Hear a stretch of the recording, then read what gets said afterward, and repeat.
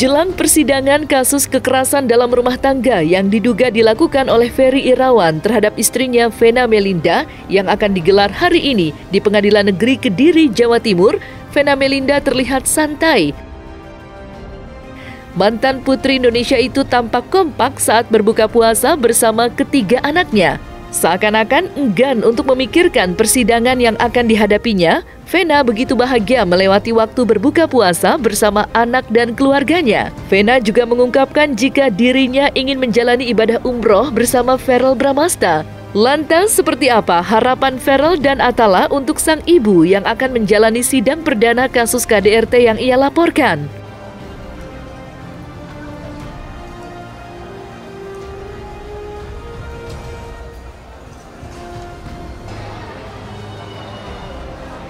Pokoknya thank you ya kakak ya.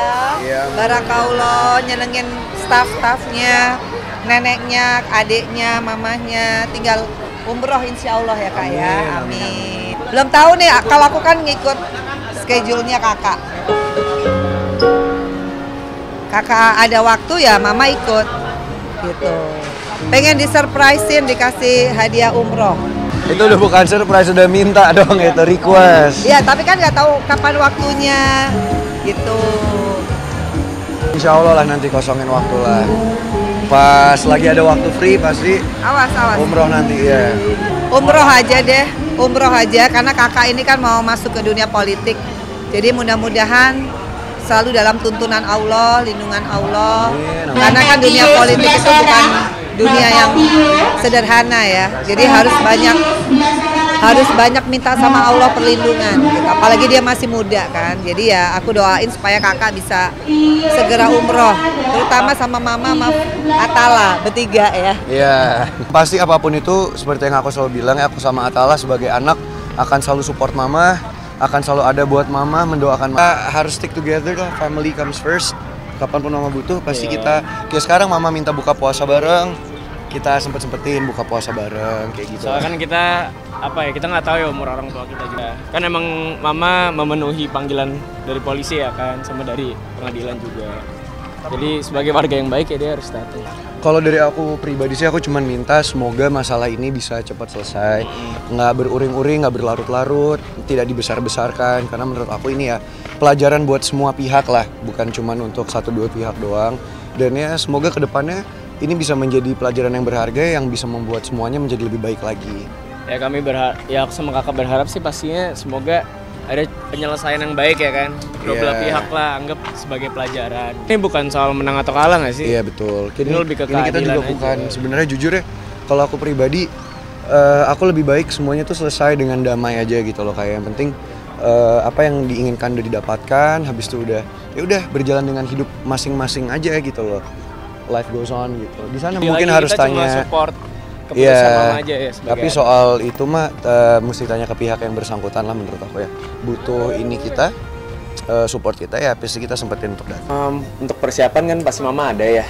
Untuk kelanjutan kasus ini pasti mama dan pihak kuasa hukum mama, Bang Hotman juga, Om Agus dan pihak keluarga pasti udah siap ngebantu mama lah. Tapi untuk detailnya aku kurang tahu lah.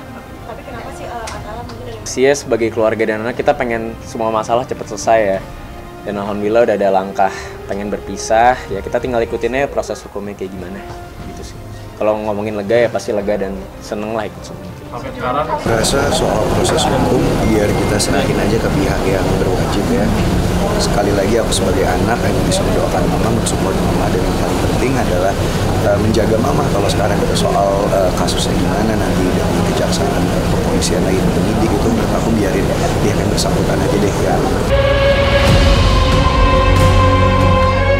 Sementara di pihak Ferry Irawan tampak begitu siap saat disinggung mengenai agenda sidang perdana kasus KDRT yang membuat dirinya harus mendekam di balik jeruji sel. Sunan Kalijaga selaku kuasa hukum keluarga Ferry Irawan mengungkapkan jika Ferry sangat siap menghadapi Vena di meja hijau. Menurutnya, Ferry akan memberikan kejutan dan akan mengungkapkan fakta yang sebenarnya terjadi. Seperti diketahui, kasus dugaan KDRT yang dilakukan Ferry terhadap istrinya Vena sempat menghebohkan publik. Mengingat sebelumnya kedua pasangan itu kerap tampil bucin di depan halayak. Alhasil, keduanya menjadi sorotan dan tidak pernah sepi dari pemberitaan. Lantas, persiapan apa yang akan dilakukan pihak Ferry maupun Vena untuk menghadapi sidang perdananya? Senang, artinya makin cepat masuk ke proses persidangan, makin cepat juga fakta-fakta terungkap. Artinya, kalau yang benar akan terungkap berdasarkan fakta-fakta, dan kalau yang tidak benar juga begitu sebaliknya. Artinya saya sangat mendukung proses hukum yang cepat agar supaya Ferry juga mendapatkan kepastian hukum yang cepat. Terakhir, Mas Ferry dalam keadaan baik dan insya Allah dia siap menghadapi, karena dia juga masih tetap menyampaikan dia tidak melakukan apa yang dituduhkan, sehingga dia siap untuk maju ke meja hijau ke persidangan besok. Ya baguslah kalau udah siap, ya.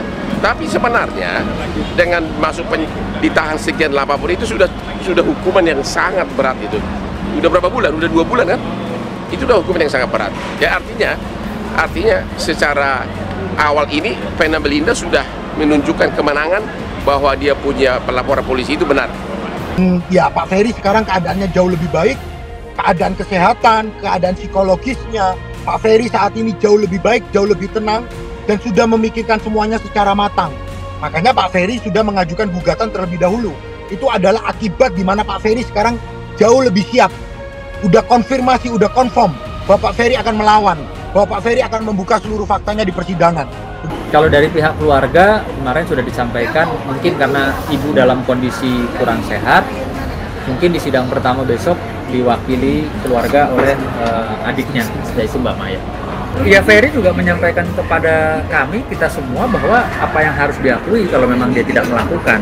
Saya juga sudah mencoba ya bicara dari hati ke hati. Fer, tolonglah jadi laki-laki gentle.